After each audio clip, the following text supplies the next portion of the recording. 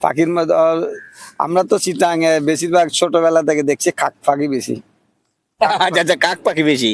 এখন বর্তমানে কোন পাখি বেশি দেখা যায় শীতকালে? কবুতর, তারপর শীতকালে তো অতিথি পাখি তো আসছে, অতিথি পাখি দেখার জন্য সবাই আমরা ওই করি। তার বিভিন্ন দেশ থেকে শীতের মৌসুমে অতিথি পাখি আছে, অতিথি পাখিগুলো আমরা দেখার জন্য যাই, পর্যটকরা যা, এটা বেশিরভাগ দেখা যায় কর্ণফুলী নদীতে, বিভিন্ন নদীতে তারা আসে। আবার শীত চলে যাওয়ার সাথে সাথে আবার অতিথি পাখিগুলি কি করে চলে যায়। রেটুনা দিলা পাখি মারে কিছু সামান্য হয় না, গরিব কাঙ্গারা জাল পাতে, জাল হইতে আউরে এলাকা মারে, গোপন ভাবে মারে। এখন তো আমাদের কথা হচ্ছে তো পাখির বিষয়ে। পাখি দেখতে গেলে আপনার থেকে যাইতে হবে চট্টগ্রামের পতঙ্গা সি বিচে, পাখি দেখতে গেলে কর্ণফুলী নদী। পাখি মারা তো বাড়া না, পাখি মারা খারাপ না, দর্শকের যেন পাখি মারা নিষেধ সরকারে, এটির জন্য যারা মানে সমুদ্র এলাকা যাইতে হবে, সমুদ্র এলাকায় যাইতে হবে। তারপরে চট্টগ্রামের যত পর্যটন এলাকা আছে, যেমন তো পাহাড়ি অঞ্চল, রাঙামাটি, খাগড়াছড়ি, বান্দরবন, ওখানে বিভিন্ন টাইপের পাখি দেখা যায়, অনেক সুন্দর সুন্দর পাখি দেখা যায়। পাখি মারা একেবারে নিষেধ। দুবাই শহরে একটা কথা বলি, দুবাই শহরে প্রত্যেক বছর লক্ষ লক্ষ পাখি বিভিন্ন দেশ থেকে আইনা এই দেশে ছাড়া হয় সরকারিভাবে।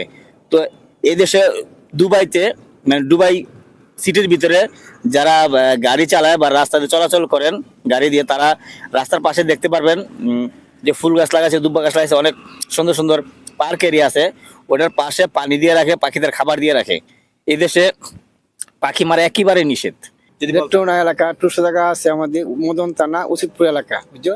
মদন থানা উচিতপুর এলাকা, টুসো জায়গা আছে। লোকেশনের নাম যদি বলতে একটু। রেটুনা উচিতপুর এলাকা, বুঝছেন না? বইন টুরিস্ট জায়গা আছে, বহুত এলাকা মানুষ রেটুনা থেকে, ঢাকা থেকে আয়া লোক দেখে এই এলাকাটা। মানে বিভিন্ন জেলা থেকে মানুষ ওখানে ঘুরতে যায়। ওটা কোন জায়গা? জায়গাটার নাম কি? হাওর নাকি? হাওড় এলাকা, উচিতপুর এলাকা, হাওড় এলাকা, হাওর এলাকা।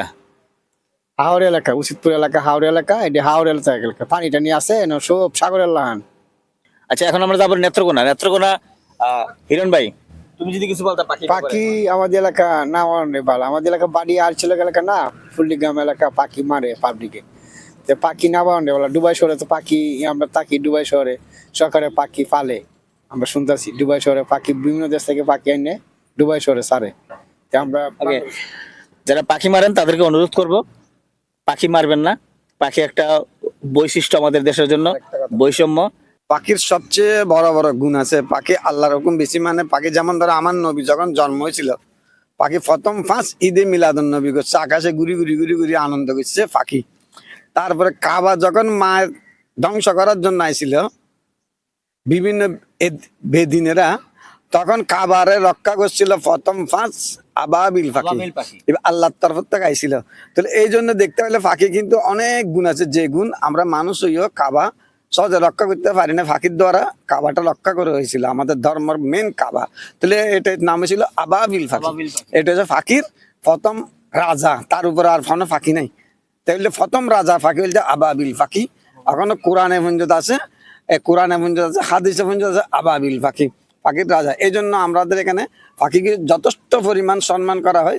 পাখির দ্বারা আমাদের কাবা রক্ষা হয়েছিল, পাখির দ্বারা পাখিকে আপনারা মারবেন না। তো আজকের ভিডিও এখানে শেষ, নেক্সট ভিডিওতে দেখা হবে। আসসালামু আলাইকুম, ভালো থাকবেন। আর পাখি মারার জন্য অনুরোধ রইল, পাখি মারবেন না।